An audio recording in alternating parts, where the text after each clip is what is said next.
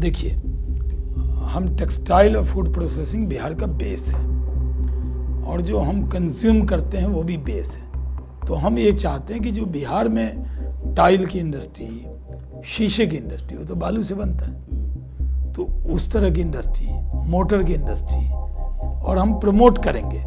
हम कह रहे हैं कि जो हमने नारा दिया कि सिर्फ बेचिए नहीं बनाइए भी बिहार में, कहेंगे और ख़ासकर बिहार की कंपनी को कि अब तो लौट के आइए बिहार में। तो हम उस तरह की कोशिश कर रहे हैं। बहुत सी चीज़ें पाइपलाइन में है, बताना कम है, करना ज़्यादा है, उम्मीद बहुत ज़्यादा है और इस उम्मीद पे खड़े उतरना है। तो ये एक जिम्मेदारी कंधों पर एक बोझ भी है। नेक्स्ट शाहनवाज हुसैन बिहार में उद्योग को किस लेवल पे देख रहे हैं? देखिए, हम टेक्सटाइल और फूड प्रोसेसिंग बिहार का बेस है और जो हम कंज्यूम करते हैं वो भी बेस है। हम मोरवी के लोगों से बात कर रहे हैं कि जो टाइल मोरवी में बनता है, पहले वो चाइना से आता था। नरेंद्र मोदी जी ने मोरवी में इतना बड़ा डेवलपमेंट किया कि अब चाइना एक्सपोर्ट होता है और मोरवी से जब पटना आता है तो 7 दिन लग जाते, कटिहार किशनगंज 9 दिन लग जाते। तो जो टाइल दिल्ली में 2 रुपये का हो, बिहार में 3 रुपये का हो जाता है। नोएडा से महंगा मकान पटना में मिलता है जी। तो हम ये चाहते हैं कि जो बिहार में टाइल की इंडस्ट्री, शीशे की इंडस्ट्री, वो तो बालू से बनता है, तो उस तरह की इंडस्ट्री, मोटर की इंडस्ट्री और हम प्रमोट करेंगे।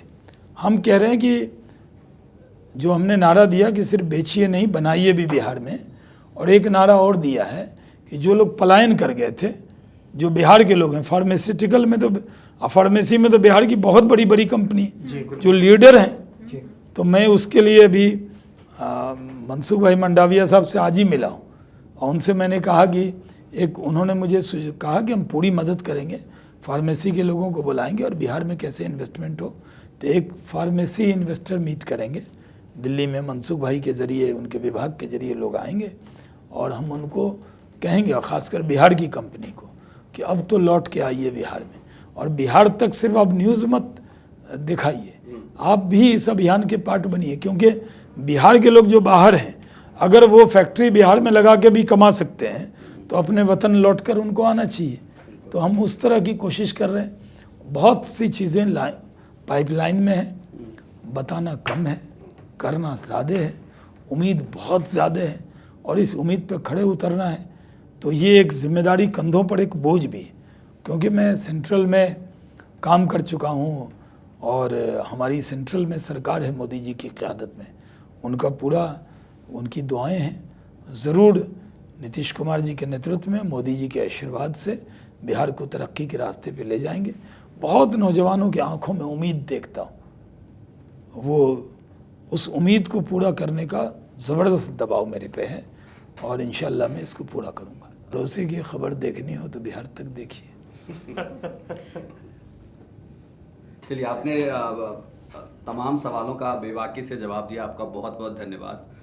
मैं तो कहूँगा कि आप ऐसे ही बिहार में काम करते रहे। हम सब लोग चाहते हैं कि भाई बिहार तरक्की के रास्ते पे आगे बढ़ते रहे और जैसा कि आपने कहा था कि किसी की नज़र ना लगे, बनियान वाले आ गए हैं, बम्बई वाले भी आ जाएं तो और बेहतर बिहार बने। वो आ गए हैं, जो आप सोच रहे हैं ना, जो आप सोच रहे हैं वो भी आ चुके हैं, लेकिन बताना नहीं है जब तक फाइनल काम नहीं हो जाए। हमने अभी पूरे इंटरव्यू में जितनी बात भी बताई, होगा नहीं बताया, हुआ है वो बता रहा हूँ। लोग कहते थे सुई की फैक्ट्री नहीं लग सकती, 1000 करोड़ कोई बिहार में इन्वेस्टमेंट नहीं करेगा। एक आरजेडी के एमएलसी साहब ने कहा कि अगर 1000 करोड़ का इन्वेस्टमेंट हो जाएगा तो हम आपके घर पे आके सील बट्टा से मसाला पीसेंगे। हमने कहा कि नहीं, हमारे मित्र हैं वो हमें उकसा रहे थे अच्छा काम करने के लिए, तो हम काम कर रहे हैं। हमने पूरे इंटरव्यू में किसी को ब्लेम भी नहीं किया। तो हम यहाँ काम करने आए। मेरे लिए मंत्री जी कहलाना या मेरे लिए कोई बहुत जिम्मेदारी है, ये दायित्व है, ये सेवक हूँ। मैं बिहार का सेवक बन के काम कर रहा हूँ।